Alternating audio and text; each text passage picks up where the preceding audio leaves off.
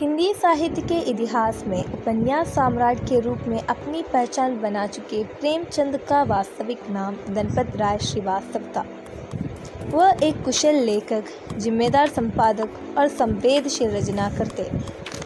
प्रेमचंद का जन्म 31 जुलाई 1880 को वाराणसी से लगभग 4 मील दूर लम्ही नामक ग्राम में हुआ था। इनका संबंध एक गरीब कायस्थ परिवार से था। इनके पिता अजायब राय श्रीवास्तव डाक मुंशी के रूप में कार्य करते थे। प्रेमचंद ने अपना बचपन असामान्य और नकारात्मक परिस्थितियों में बिताया। जब वह केवल 8वीं कक्षा में ही पढ़ते थे, तभी इनकी माता का लंबी बीमारी के बाद देहांत हो गया। बालक प्रेमचंद इस दुर्घटना को सहन करने के लिए बहुत छोटा थे।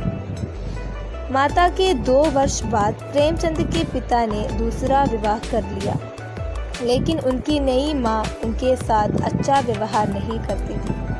स्पष्ट तौर पर वह प्रेमचंद के जीवन में मां की कमी को पूरा नहीं कर सकी।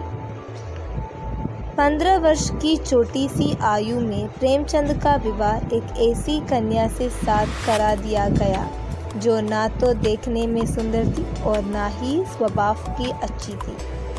परिणामस्वरूप उनका संबंध अधिक समय तक ना टिक सका और टूट गया।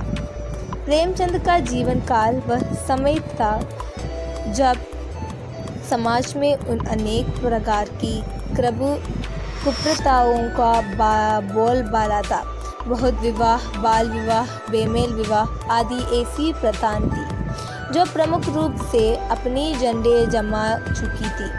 विधवा विवाह पूर्ण रूप से निषेध और निंदनीय कृत्य माना जाता था, लेकिन अपना पहला विवाह असफल होने और इसके बाद अपनी पूर्व पत्नी की दयनीय दशा देखते हुए प्रेमचंद ने यह निश्चय कर लिया था कि वह किसी विधवा से ही विवाह करेंगे। पश्चाताप करने के उद्देश्य से उन्होंने सन 1905 के अंतिम दिनों में शिवरानी देवी नामक एक बाल विधवा से विवाह रचा लिया।